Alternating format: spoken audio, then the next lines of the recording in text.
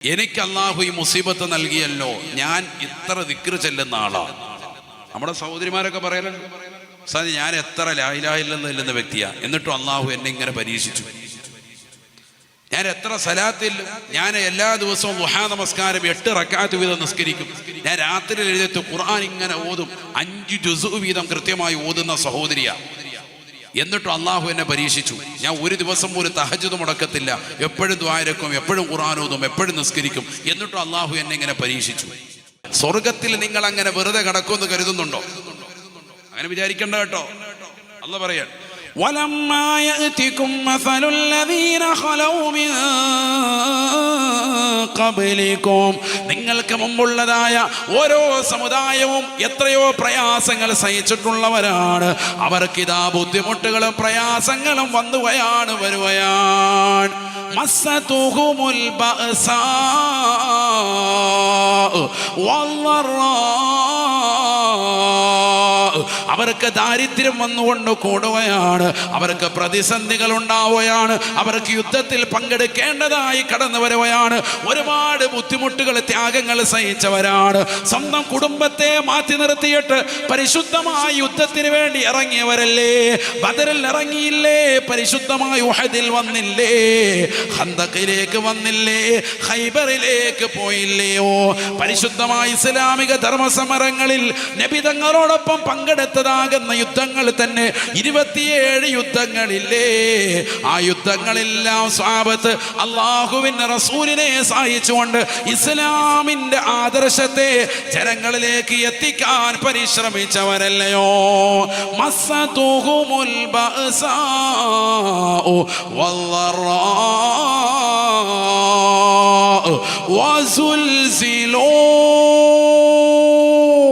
വസുൽസിലൂ. ഒരു വേള ആ ഇറങ്ങി തിരിച്ചതാകുന്ന ആളുകൾക്കൊക്കെ തന്നെ വലിയ പ്രയാസങ്ങൾ ഉണ്ടാവുകയാണ്. അവർ വല്ലാതെ ബുദ്ധിമുട്ടുകൾ ഉണ്ടായപ്പോ, അവർ വല്ലാതെ ശാരീരികമായി മാനസികമായി പ്രയാസങ്ങൾ വന്നപ്പോ അവർ ചോദിക്കുകയാണ്, ഹത്താ യഖൂല റസൂലു വല്ലദീന ആമനൂ മഅ, അവരിലുള്ള ദൈവദൂതനും അല്ലാഹുവിന്റെ പ്രവാചകന്മാരും അവരുടെ നേതാക്കളാകുന്ന ആളുകളും അവരുടെ അനുയായികളാകുന്ന സത്യവിശ്വാസികളും അല്ലാഹുവിനോട് ചോദിച്ചു, മതാ നസ്റുല്ലാഹ്, ഇനി എപ്പോഴാണ് പടച്ച റബ്ബിന്റെ സഹായം ഉണ്ടാവുക? ഇനി റബ്ബിന്റെ സഹായം ഉണ്ടാകുമോ? ആ രീതിയിൽ ആശങ്കപ്പെട്ടുകൊണ്ട് നിലകൊള്ളുമ്പോ അവർക്കും അല്ലാഹു സുബ്ഹാനഹു വ തആല വലിയ പ്രതിഫലം നൽകിക്കൊണ്ട് അവരെ ആശ്വസിപ്പിക്കുകയാണ്. പടച്ച റബ്ബിന്റെ സഹായം കടന്നു വരുമെന്നുള്ള ദൃഢനിശ്ചയത്തോടുകൂടി രണഭൂമികളിൽ അടിയുറച്ചു നിൽക്കുന്നവരെ, പ്രതിസന്ധികളിൽ അടിയുറച്ചു നിൽക്കുന്ന വിശ്വാസികളെ അല്ലാഹ് പറയുന്നു, അലാ, അറിയണേ, മനസ്സിലാക്കണേ, ഉൾക്കൊള്ളണേ, ഇന്ന നസറല്ലാഹി ഖരീബ്, അല്ലാഹുവിന്റെ സഹായം ഇതാ നിങ്ങൾക്ക് അടുത്തിടെ തന്നെ വരുകയാണ്. ഉടനെ തന്നെ അല്ലാഹുവിന്റെ സഹായം എത്തുമേ. വിഷമിക്കല്ല മുഅ്മിനേ, മുഅ്മിനത്തേ.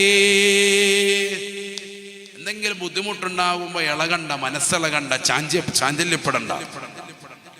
ഇന്ന് നമ്മുടെ കൗമിൽപ്പെട്ടവർ തന്നെ പരസ്യമായി പറയാൻ തുടങ്ങി, എനിക്ക് അള്ളാഹു ഈ മുസീബത്ത് നൽകിയല്ലോ, ഞാൻ ഇത്ര ദിക്ർ ചെല്ലുന്ന ആളാണ്. നമ്മുടെ സഹോദരിമാരൊക്കെ പറയലുണ്ട്, സാധി ഞാൻ എത്ര ലാ ഇലാഹ ഇല്ലല്ലാഹ് ചെല്ലുന്ന വ്യക്തിയാ, എന്നിട്ടും അള്ളാഹു എന്നെ ഇങ്ങനെ പരീക്ഷിച്ചു. ഞാൻ എത്ര സലാത്തിൽ, ഞാൻ എല്ലാ ദിവസവും ദുഹാ നമസ്കാരം 8 റക്അത്ത് വീതം നിസ്കരിക്കും. ഞാൻ രാത്രി എഴുന്നേറ്റ് ഖുർആൻ ഇങ്ങനെ ഓതും, 5 ജുസു വീതം കൃത്യമായി ഓതുന്ന സഹോദരിയാ. എന്നിട്ടും അള്ളാഹു എന്നെ പരീക്ഷിച്ചു. ഞാൻ ഒരു ദിവസം ഒരു തഹജ്ജുദ് മുടക്കത്തില്ല, എപ്പോഴും ദ്വാരക്കും, എപ്പോഴും ഖുർആൻ ഓതും, എപ്പോഴും നിസ്കരിക്കും. എന്നിട്ടും അള്ളാഹു എന്നെ ഇങ്ങനെ പരീക്ഷിച്ചു. നിന്നേക്കാൾ വലിയ ഓതലുകാരും വലിയ ദാക്കിര്യങ്ങളുമാണ് ആര്? അംബിയാ മുർസലീങ്ങൾ. അവരെ അള്ളാഹു പരീക്ഷിച്ചു. അതാണ് റസൂലുള്ളാഹി പഠിപ്പിച്ചത്. ലോകത്തെ ഏറ്റവും കൂടുതൽ പരീക്ഷണം നേരിട്ട ആൾക്കാരാരാ? അംബിയാ മുർസലീങ്ങൾ. നബി തങ്ങളോട് ചോദിച്ചപ്പോൾ നബി കൊടുത്ത മറുപടിയാണ്. എത്ര ആളുകൾ മഹാനാകുന്ന ഇബ്രാഹിം നബി അലൈഹിസ്സലാം ലോകം കണ്ട ഏറ്റവും വലിയ തീക്കുണ്ടാരത്തിലേക്ക് നമ്രൂദ് വലിച്ചെറിഞ്ഞില്ലേ? സയ്യിദുനാ ഇബ്രാഹിം നബിയെ പരിശുദ്ധ ഖുർആൻ ഉണർത്തിയതല്ലയോ? ലോകം കണ്ട ഏറ്റവും വലിയ തീക്കുണ്ടാരം ഉണ്ടാക്കി അതിലേക്ക് വലിച്ചെറിഞ്ഞു ആരെ? സയ്യിദുനാ ഇബ്രാഹിം നബി അലൈഹിസ്സലാം. നിനക്ക് ഇന്ന് അങ്ങനെ ഉണ്ടായിട്ടുണ്ട്? നിന്നെ ആരെങ്കിലും തീയിലോട്ട് വലിച്ചെറിഞ്ഞോ? പിന്നെ നീ എന്തിനാ കരയുന്നു? സ്വന്തം കുടുംബക്കാര് പോലും ചതിക്കുകയാണ് യൂസുഫ് നബിയെ. സ്വന്തം സഹോദരങ്ങൾ പോലും ചതിപ്രയോഗത്തിലൂടെ കൊണ്ടുപോകുകയാണ്. പൊട്ടക്കിണറ്റിലേക്ക് വലിച്ചെറിഞ്ഞില്ലയോ സയ്യിദുനാ യൂസുഫ് നബി അലൈഹിസ്സലാം? അവിടെ നിന്ന് രക്ഷപ്പെട്ടെങ്കിലും പിന്നീട് ജയിലിൽ കിടക്കേണ്ടതാകുന്ന കാലഘട്ടം വന്നില്ലയോ സയ്യിദുനാ യൂസുഫ് നബി അലൈഹിസ്സലാം? എത്ര പ്രയാസം ഉണ്ടായി. പൊട്ടക്കിണറ്റിൽ തള്ളപ്പെട്ടു, ജയിലിൽ കടന്നു. ആര്? സയ്യിദുനാ യൂസുഫ് നബി അലൈഹിസ്സലാം. നിനക്കെന്തെങ്കിലും ഒരു വിഷമം വരുമ്പോൾ നീ ഇവരെയൊക്കെ മനസ്സിലാക്കേണ്ടത് മനുഷ്യന് റോൾ മോഡലാക്കാൻ അമ്പിയാ മുർസലിങ്ങൾ തന്നെ ധാരാളമാണ്. എല്ലാ വിഷയത്തിലും എന്തൊക്കെ പരീക്ഷണം. ദാരിദ്ര്യത്തിലേക്ക് അമർന്നുപോയ ജീവിതമായിരുന്നില്ലയോ നബിയുനാ റസൂലുള്ളാഹി? ആയിഷ ബീവി റളിയല്ലാഹു തആല അൻഹ പറയുകയാണ്, നറൽ ഹിലാല സുമ്മൽ ഹിലാല സുമ്മൽ ഹിലാല. 3 മാസം ഞങ്ങളുടെ വീട് കഴിഞ്ഞു പോയിട്ടുണ്ട്. ഞങ്ങളുടെ വീട്ടിൽ വെള്ളമല്ലാതെ മറ്റൊരു വസ്തുവും കഴിക്കാനുണ്ടായിരുന്നില്ല. ആയിഷ ബീവി റളിയല്ലാഹു അൻഹാ നബി തങ്ങൾ സുബൈ നമസ്കരിച്ച് വീട്ടിലേക്ക് വരും. എന്നോട് ചോദിക്കും, ആയിഷ വല്ലതും കഴിക്കാനുണ്ടോ? ആയിഷ ബീവി റളിയല്ലാഹു അൻഹ പറയും, ഉല്ല നബിയേ, ഒന്നും തന്നെ കഴിക്കാനില്ല ഹബീബേ. അല്ലാഹുവിന്റെ റസൂൽ പറയുകയാണ്, എന്നാൽ എനിക്കിന്ന് സുന്നത്ത് നോമ്പാണ്. നോമ്പ് പിടിക്കാൻ വീട്ടിലൊന്നുമില്ല കഴിക്കാൻ.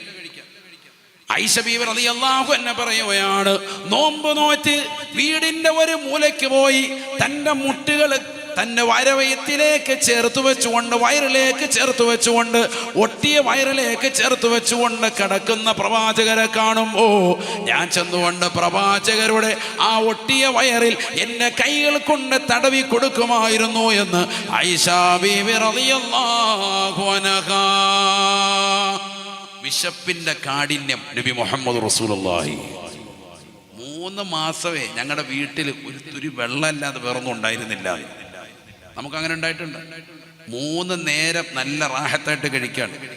ഉച്ചയ്ക്ക് വേണമെങ്കിൽ നല്ല മീൻ പോയിട്ട് നാരായണ ഹോട്ടലിലോ എവിടെയെങ്കിലുമൊക്കെ പോയിട്ട് മച്ചിലി അടിച്ചു മാറുകയാണ്. അള്ളാഹു നമ്മളെ സാലിഹ്യങ്ങൾ ചേർക്കട്ടെ. മട്ടനും ചിക്കനും ഒക്കെ അടിക്കുക. അള്ളാഹു നമ്മളെ സാലിഹ്യങ്ങൾ ചേർക്കട്ടെ. ഫുഡിനൊന്നും ഒരു കുറവുമില്ല. എപ്പോൾ തൂക്കി നോക്കിയാലും ഉൽഹിയത്തിന് പറ്റുന്ന കോലത്തിലാണ്. അള്ളാഹു നമ്മളെ സാലിഹ്യങ്ങൾ ചേർക്കട്ടെ. മനസ്സിലായല്ലോ? അള്ളാഹു കബൂൽ ചെയ്ത് അനുഗ്രഹിക്കുമാറാവട്ടെ. അത് തന്നെ ഫുഡ് തന്നെ എപ്പോഴും തന്നെ. മൊബൈൽ എടുത്ത് പരിശോധിച്ചാൽ സബ്സ്ക്രൈബ് ചെയ്ത് വെച്ചിട്ടുള്ളതാകുന്ന ചാനൽ മുഴുവൻ ഫുഡിന്റെ ചാനലാണ്, അല്ല വേറൊന്നുമില്ല. രാവും പകലും അത് തന്നെ. എവിടെയെങ്കിലുമൊക്കെ ഭക്ഷണം ഉണ്ടോ, എവിടെയെങ്കിലുമൊക്കെ അവിൽ മിൽക്കുണ്ടോ, എവിടെയൊക്കെയാണ് ജ്യൂസ് ഉള്ളത് ഒക്കെ ഇവനോട് ചോദിച്ചാൽ അറിയാം. വാപ്പ വലിയ വിശന്നിരിക്കണ്ട, മക്കളോട് ചോദിച്ചാൽ മതി. അപ്പോൾ വാപ്പാക്ക് പറഞ്ഞുതരും നല്ല ഫുഡ് കോർട്ടർ എവിടേക്കാന്ന് മക്കൾ പറഞ്ഞുതരും. ഇവിടുന്ന് ഇങ്ങനെ പോകുമ്പോഴത്തേക്ക് സഞ്ചരിച്ചാൽ എവിടെയൊക്കെ ഫുഡ് കിട്ടും ഒക്കെ കറക്റ്റായിട്ട് പറഞ്ഞുതരും. അള്ളാഹു നമ്മളെ സാലിഹ്യങ്ങൾ ചേർക്കട്ടെ. അങ്ങനെയാണല്ലോ. ഇപ്പം രാത്രിയിൽ ഇങ്ങനെ യാത്ര ചെയ്താൽ എവിടെയൊക്കെ ഭക്ഷണം കിട്ടും, എവിടെയൊക്കെ വെള്ളം കിട്ടും ഒക്കെ കറക്റ്റായിട്ട് മിക്ക ചെറുപ്പക്കാർക്കും അറിയാം. അതുകൊണ്ടല്ല തറാവി നിസ്കരിക്കുന്ന സമയത്ത് ഉമരെല്ലാം ബൈക്കിൽ ഇങ്ങനെ കറങ്ങി നടക്കുന്നതാണ്. ഈ വെള്ളവും എല്ലാം കുടിച്ച് റാഹത്തായിട്ട് നടക്കാൻ. അവസാനം പിന്നെ ഇച്ചിരി അടിച്ചേക്കും MDMA. ശരി, ഒരുപാടൊന്നും ഇല്ല ഉസ്താദ്. അള്ളാഹു നമ്മളെ കാത്ത് സംരക്ഷിക്കട്ടെ. എല്ലാം കഴിയുമ്പോൾ അതിലേക്കൊന്നും ഇപ്പം ഞാൻ പോകുന്നില്ല, വേറെ വിഷയം പോകും. ഇഷ്ടം പോലെ അല്ലാതെ തന്നെ പറയാം എത്ര ആയത്തോ ദിവസം കിടക്കുന്നു. അള്ളാഹു നമ്മളെ സാലിഹ്യങ്ങൾ ചേർക്കട്ടെ. നമുക്ക് ഈ ദുനിയാവിൽ അള്ളാഹു പരീക്ഷണങ്ങൾ നൽകുന്നതിൻ്റെ കാരണം അതാണ്. നമുക്ക് ആഖിറത്തിലേക്കുള്ള കൂലി വർദ്ധിക്കും. അള്ളാഹു തൗഫീഖ് നൽകട്ടെ. നബീന റസൂലുള്ളാഹി സ്വല്ലല്ലാഹു അലൈഹി വസല്ലം തങ്ങൾ പറയുകയാണ്, ഫയുബ്തലർ റജുലു ബിഹസബി ദീനിഹി ഫഇൻ കാന ദീനുഹു സുൽബാ ഇസ്തദ്ദ ബലാഉഹു. ഒരു മനുഷ്യൻ അവൻ്റെ ദീനനുസരിച്ചു കൊണ്ടുള്ള പരീക്ഷണങ്ങൾ അവനുണ്ടാകുമേ എന്ന് നബിയുനാ റസൂലുള്ളാഹി. ഒരാളുടെ ദീൻ ഈമാൻ നല്ല ശക്തിയുള്ളതാണ്, നല്ല നിസ്കാരമുള്ളവനാണ്, നല്ല നോമ്പ് പിടിക്കുന്നവനാണ്, നല്ലതുപോലെ സദഖ ചെയ്യുന്നവനാണ്, സക്കാത്ത് കൊടുക്കുന്നവനാ, ഹജ്ജ് ചെയ്തവനാണ്, ചെയ്തവളാണ്, പാവങ്ങളുടെ കണ്ണീരൊപ്പുന്ന വ്യക്തിയാണ് എങ്കിൽ അവർക്കുള്ള പരീക്ഷണം കാഠിന്യമാകുമെന്ന് നബിയുനാ റസൂലുള്ളാഹി.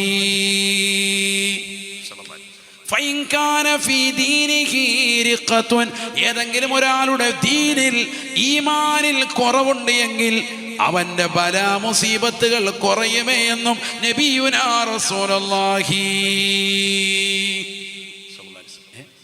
അങ്ങനെ ദീൻ നല്ലതുപോലെ മുറുകെ പിടിക്കുമ്പോൾ ബലാ മുസീബത്ത് കുറയുന്നല്ലേ? അല്ല, ദീൻ മുറുകെ പിടിക്കുന്നതനുസരിച്ച് പരീക്ഷണങ്ങൾ കൂടും. ദുനിയാവിൽ ഇവിടെ പരീക്ഷണം കൂടും. അതാണ് അമ്പിയാ മുർസലീങ്ങൾക്കൊക്കെ ഉണ്ടായിട്ടുള്ളത്. മഹാനാകുന്ന യൂനുസ് നബി അലൈഹിസ്സലാം തന്റെ സമൂഹത്തെ പരിശുദ്ധമായ ഇസ്ലാമിലെ ആദർശത്തിലേക്ക് ക്ഷണിക്കുമ്പോ ആളുകൾ ചെവിക്കൊള്ളാതെ വന്നപ്പോ അള്ളാഹുവിന്റെ അനുമതിയില്ലാതെ നാട്ടുകാരെ ശപിച്ചുകൊണ്ട് ഇതാ കപ്പലിൽ കയറുകയാണ്. കപ്പലിലതാ കപ്പിത്താൻ വിളിച്ചു പറയുന്നു. നടുക്കടലിലേക്ക് എത്തിയപ്പോ ആരോ ദൈവകോപം വരുത്തിയിട്ടുള്ള ഒരാളുണ്ട്. കപ്പലിതാ ആടി ഉലയുകയാണ്. ഒരാൾ പുറത്തിറങ്ങിയില്ല എങ്കിൽ ഈ കപ്പല് പരിപൂർണമായി മുങ്ങിപ്പോകുമേ. യൂനുസ് നബി അലൈഹിസ്സലാം ഇതാ ആഴമുള്ള കടലിലേക്ക് ചാടുകയാണ്. വലിയതാകുന്ന ഒരു മത്സ്യം വന്നുകൊണ്ട് വിഴുങ്ങുകയാണ്.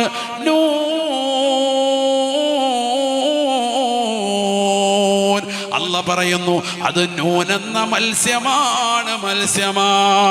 ബഹുമാനപ്പെട്ട യൂനുസ് നബി അലൈഹിസ്സലാമിനെ വന്നുകൊണ്ട് ആ മത്സ്യം വന്നുകൊണ്ട് വിഴുങ്ങുകയാണ്. അത് ആ മത്സ്യത്തിന്റെ വയറ്റിനുള്ളിൽ 40 ദിവസങ്ങളോളം അല്ലാഹു നടത്തുകയാണ്. വദന്നൂനി ഇദ് ദഹബ മുഗാളിബാ ഫളന്ന അല്ലൻ നഖദിറ അലൈഹി فنادى في الظلمات أن لا إله إلا أنت سبحانك إني كنت من الظالمين. അള്ളാഹുവിനോട് തെറ്റ് സമ്മതിച്ചതാകുന്ന യൂനുസ് നബി അലൈഹിസ്സലാം പടച്ച റബ്ബിനോട് പ്രാർത്ഥന നടത്തിയപ്പോ അല്ലാഹു സുബ്ഹാനഹു വ തആല അദ്ദേഹത്തെ ആ പ്രയാസത്തിൽ നിന്ന് രക്ഷിക്കുകയാണ്. ആ മത്സ്യം കൊണ്ടുവന്ന കരയിൽ കൊണ്ടുവന്ന് കക്കി വെച്ചു. ബഹുമാനപ്പെട്ട സയ്യിദുനാ യൂനുസ് നബി അലൈഹിസ്സലാം. എത്ര വലിയ പരീക്ഷണ! യൂസുഫ് നബി അലൈഹിസ്സലാം പൊട്ടക്കിണറ്റിൽ ഭൂമിക്കടിയിലേക്ക് ഇട്ടു. അവിടുന്ന് ജയിലിൽ. പിന്നെ ഇവിടെ യൂനുസ് നബി അലൈഹിസ്സലാമോ കടലിന്റെ അഗാധമാകുന്ന ഇരുളറയിലൂടെ കടന്നു പോകുന്ന വലിയ മത്സ്യത്തിന്റെ വയറ്റിനുള്ളിൽ തന്നെ ആര് കഴിഞ്ഞു? യൂനുസ് നബി അലൈഹിസ്സലാം 40 ദിവസത്തോളം അതിനുള്ളിൽ കഴിഞ്ഞു. അതൊക്കെ ഖുർആൻ പറഞ്ഞതാണ്. എന്ന് പറഞ്ഞാൽ നിന്റെ ജീവിതത്തിൽ ഇനി അങ്ങനെ ഒരു സംഭവം ഉണ്ടായി, നീ ഒരു 10-40 ദിവസം ഒരു മീനിന്റെ ഉള്ളിൽ പോയി നീ കഴിഞ്ഞാലും നിന്നേക്കാൾ വലിയ പരീക്ഷണം നേരിട്ട വ്യക്തിയാണ് ആര്? യൂനുസ് നബി അലൈഹിസ്സലാം. അത്ഭുതപ്പെടേണ്ടതില്ല. അതാണ് ഖുർആൻ പറഞ്ഞതിന്റെ അർത്ഥം. പരീക്ഷണം നിറഞ്ഞ ജീവിതമായിരുന്നു അമ്പിയാ മുർസലീങ്ങളുടെ മുഴുവനും. എടുത്തു പരിശോധിക്കുക, ഓരോരുത്തരുടെ എടുത്തു പരിശോധിച്ചോ. മക്കളില്ലാതെ വിഷമിച്ച വ്യക്തിയല്ലേ ഓ സയ്യിദുനാ സക്കരിയാ നബി അലൈഹിസ്സലാം. കാഫ് ഹാ യാ ഐൻ صاد ذكر رحمة ربك عبده زكريا إذ نادى ربه نداء خفيا قال رب إني وهن العظم مني واشتعل الرأس ولم أكن بدعائك رب شقيا. മഹാനാകുന്ന സക്കരിയ നബി അലൈഹിസ്സലാം പടച്ചറപ്പിനോട് കരങ്ങൾ ഉയർത്തിക്കൊണ്ട് ദുആ ചെയ്യുകയാണ്, അല്ലാഹുവേ എന്റെ തലമുടി നരച്ചു പോയിട്ടുണ്ട് അല്ലാ, ശരീരത്തിന്റെ എല്ലുകൾക്ക് ബലക്ഷയം സംഭവിച്ചു പോയിട്ടുണ്ട് അല്ലാ, പക്ഷേ വലം അകും ബിദുആഇക റബ്ബി ശഖിയാ, ഇന്നവരെ നിന്നോട് ദുആ ചെയ്തിട്ട് എനിക്ക് ഉത്തരം കിട്ടാതിരുന്നിട്ടില്ല റബ്ബേ, എനിക്കൊരു സാലിഹായ മകനെ നൽകണേ അല്ലാ. അല്ലാഹു കൊടുത്തു. ആരെയാ കൊടുത്തത്? സക്കരിയ നബി അലൈഹിസ്സലാമിന് യഹ്യ നബി അലൈഹിസ്സലാം. നോക്കൂ നിങ്ങൾ, അല്ലാഹുവോട് ചോദിക്കുന്ന രീതിയാ. എൻ്റെ എല്ലുകൾക്ക് ബലക്ഷയം സംഭവിച്ചു, എൻ്റെ തലമുടി താടി രോമങ്ങളൊക്കെ നരച്ചു, എൻ്റെ തലമുടി മുഴുവൻ നരച്ചിട്ടുണ്ട്, മിന്നെ തിളങ്ങാൻ. പ്രായം ഒരുപാടായി, മക്കളില്ല, ഒരൊറ്റ കുട്ടി പോലും ഇല്ല. എൻ്റെ സന്താനങ്ങളെ നീയാണ് തരേണ്ടത്, അതുകൊണ്ട് എനിക്കൊരു കുട്ടി തരണം. മറ്റൊരായത്തിലുണ്ട്, ഹുനാലിക ദഅ സക്കരിയ റബ്ബ ഖാല റബ്ബി ഹബ്ലി മിൻ ലദുൻക ദുർരിയതൻ ത്വയ്യിബതൻ ഇന്നക സമീഉ ദുആ, എനിക്കൊരു നല്ല സ്വാലിഹായ ഒരു കുഞ്ഞിനെ താന്ന് പറഞ്ഞ് ദ്വാരന്നു. അപ്പൊ അള്ളാഹു കൊടുത്തു. ആരെ? മഹാനാകുന്ന സയ്യിദുന യഹ്യ നബി അലൈഹിസ്സലാം. വാപ്പ ചോദിക്കേണ്ടതുപോലെ ചോദിച്ചപ്പോ അള്ളാഹു സുബ്ഹാനഹു വ തആല നല്ല ഒരു മകനെ കൊടുത്തു. ആ മകനോ പ്രവാചകൻ. പ്രവാചകൻ എന്ന് പറഞ്ഞാൽ എന്താ? സൃഷ്ടികളിൽ ഏറ്റവും അത്യുത്തമരിൽപ്പെട്ട ഒരു മകനെ അള്ളാഹു കൊടുത്തു, യഹ്യ നബി അലൈഹിസ്സലാം. അള്ളാഹു മനസ്സിലാക്കാൻ തൗഫീഖ് തരട്ടെ. വാപ്പയുടെ ദുആ പോലെ ഇരിക്കും, വാപ്പ ഉമ്മാടെ ഒക്കെ ദുആ പോലെ ഇരിക്കും മക്കളൊക്കെ. നല്ല ദ്വാരുന്നോണം മക്കളുടെ വിഷയത്തിൽ എപ്പോഴും. നമ്മൾ എതിരായി ദ്വാരുന്ന അങ്ങനെ ഉണ്ടാവും, അവനെ ഒരിക്കലും ഗുണം പിടിക്കത്തില്ല എന്ന് ചില ഉമ്മമാര് പറയും. അതങ്ങനെ തന്നെ ഉണ്ടാവുള്ളൂ. നിങ്ങളുടെ ശാപവാക്ക് നല്ലതുപോലെ ഏൽക്കും. അള്ളാഹു നമ്മളെ കാക്കുമാറാകട്ടെ.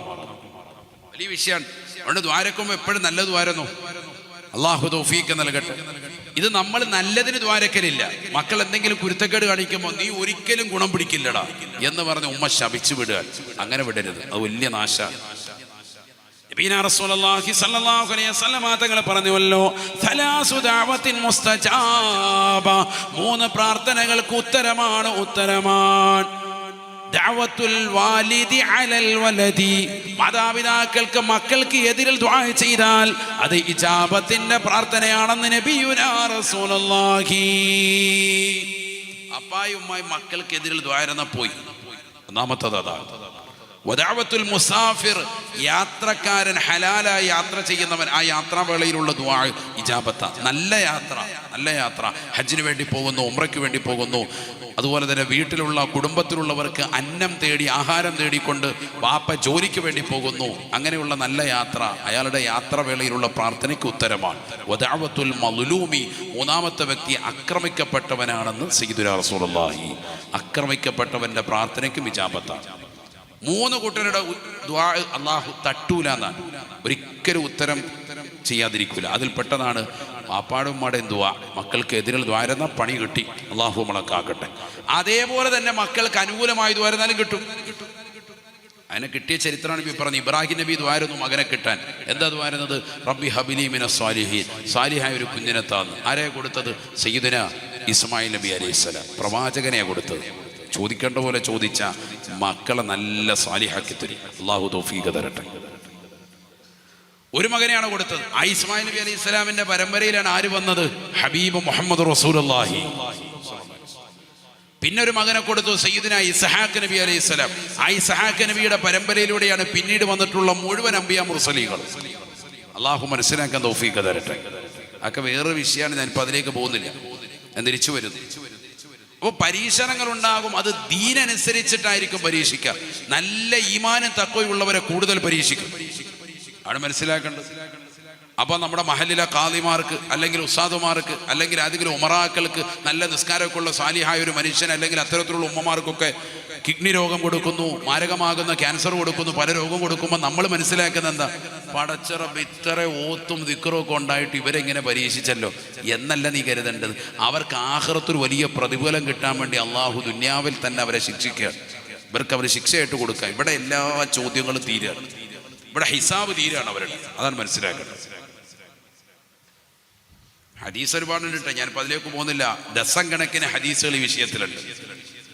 മഹാനായ ജാബിർ റളിയല്ലാഹു തആല നിവേദനം ചെയ്യുന്ന ഹദീസിൽ കാണാം, ഇന്നൽ അബ്ദ, ഒരടിമയാകുന്ന മനുഷ്യൻ അദ്ദേഹം നല്ല ഇബാദത്തിൽ കഴിഞ്ഞു പോകവേ സുമ്മ മരിദ, അയാൾ രോഗിയാണ്. ഖീല ലിൽ മലക്കിൽ മുഅക്കലി ബിഹി, അയാളെ കൊണ്ട് ഏൽപ്പിക്കപ്പെട്ടതായ റഖീബ് അതീദ് അലൈഹിമുസ്സലാമിനോട് അല്ലാഹു ഓർഡർ ഇടുകയാണ്, ഉക്തുബ് ലഹു മാ കാന യഅമലു സഹീഹാ, ആരോഗ്യ കാലഘട്ടത്തിൽ ഉണ്ടായിരുന്ന എന്തെല്ലാം അമലുകളുണ്ടോ, ഇയാൾ ചെയ്തിട്ടുള്ള എന്തെല്ലാം നിസ്കാരങ്ങളുണ്ടോ, ഏതെല്ലാം സുഹൃതങ്ങളുണ്ടോ, അത് മുഴുവനും ഇപ്പോഴും രേഖപ്പെടുത്തണേ എന്ന് രോഗിയായ കിടക്കുന്ന മനുഷ്യന് വേണ്ടി അല്ലാഹു മലക്കുകളോട് പറയുമെന്ന് നബിയുനാ റസൂലുള്ളാഹി. എന്താ പറഞ്ഞത്? നല്ല ആരോഗ്യമുള്ള മനുഷ്യൻ ആരോഗ്യമുള്ള കാലത്ത് ഒരുപാട് നിസ്കരിച്ചു, കറക്റ്റ് നിസ്കാരം, കറക്റ്റ് നോമ്പ്. അതുകൊണ്ടാണല്ലോ ആരോഗ്യ കാലഘട്ടത്തെ ശ്രദ്ധിക്കാൻ പറഞ്ഞത്. അത് ഏറ്റവും വലിയ അനുഗ്രഹമാണെന്ന് നബിതങ്ങൾ പഠിപ്പിച്ചതാണ്. നിഅമതാനി അളീമതാനി മഗ്ബൂനൻ ഫീഹിമാ കസീറും മിനന്നാസി അസ്സിഹ്ഹതു വൽ ഫറാഗു. അധിക ജനങ്ങളും വഞ്ചിതരായി പോകുന്ന വലിയ രണ്ട് അനുഗ്രഹങ്ങളുണ്ട്. ഒന്ന് ആരോഗ്യ സമയമാണ്, ആരോഗ്യമാണ്. മറ്റൊന്ന് ഒഴിവുള്ള സമയമാണ്. മുഹമ്മദ് റസൂലുള്ളാഹി സ്വല്ലല്ലാഹു അലൈഹി വസല്ലം.